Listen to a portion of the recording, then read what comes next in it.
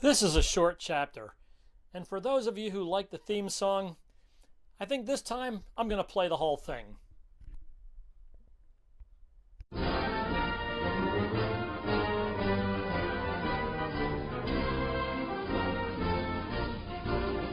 Child support, let's go, man. We're shoving right off for court. Spousal support, let's go, man. We're shoving right off for court. The court rips off men. You'll never see your kids again. The judge was a bitch of radical feminism.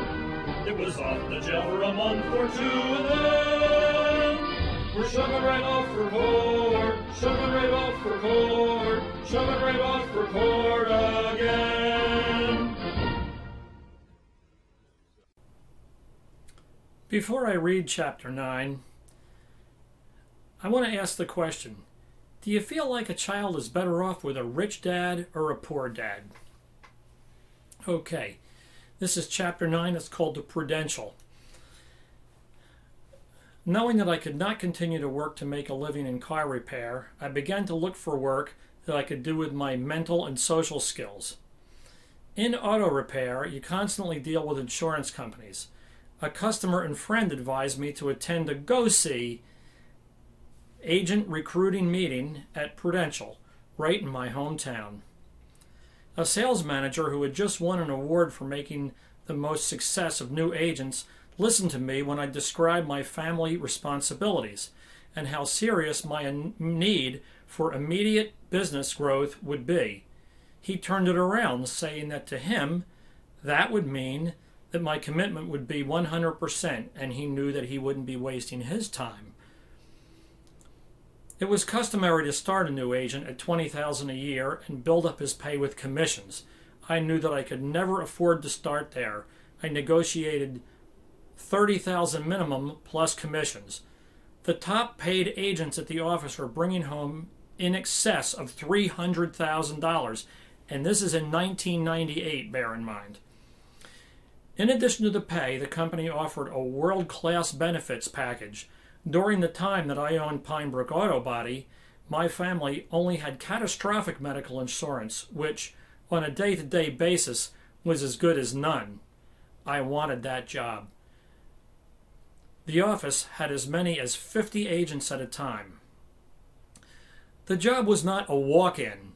Just to start, I would need 3 licenses: a life insurance license, a health insurance license, and the Series 6, a license that would allow you to sell variable investment product, which, to make a long story short, meant mutual fund and mutual fund-based products.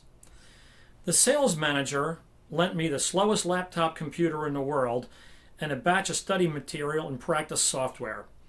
Every evening and all day Sunday for 2 entire months, I sat at the dining room table while my wife and children lived their lives buzzing around me as I learned and practiced for the tests.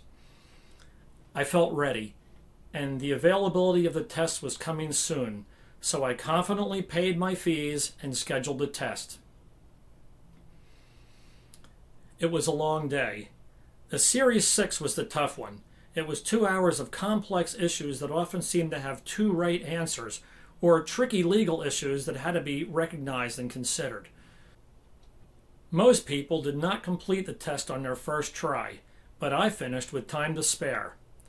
The tester said, "Why don't you review your answers with your few extra minutes?" I smiled and said, "I think I have a perfect score." I used her phone to call my manager and tell him that I had passed. I was that confident. You need a 70 or better to pass, and a few days later my manager received a confirmation. My score was high in the 80s, and I was congratulated by the entire agency, many of whom told me horror stories of multiple test attempts and passing by just 1 point. I said goodbye to car repair and started my professional career the next day in my only suit, a gift from my sister. I started the job basically debt-free, but now, with my inability to make extra cash with car repair on the side, as I so frequently did, the need for Stacy to step up and go to work as she had promised was immediate. She was told this in no uncertain terms. I was growing in the job and was well accepted in the office. I became part of a little informal team of agents who each had his own forte.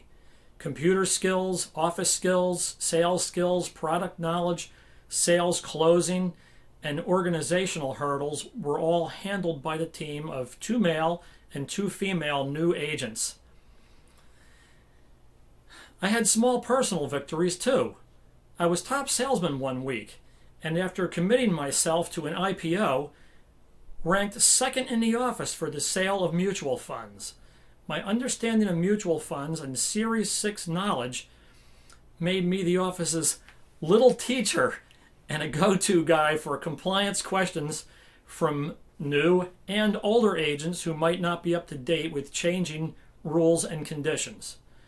My sales manager made it worth my while to train 2 new rookies for the test. I hadn't achieved financial independence yet, but my new career was working. Now, the question that I asked at the beginning was, is a child better off with a rich parent or a poor parent?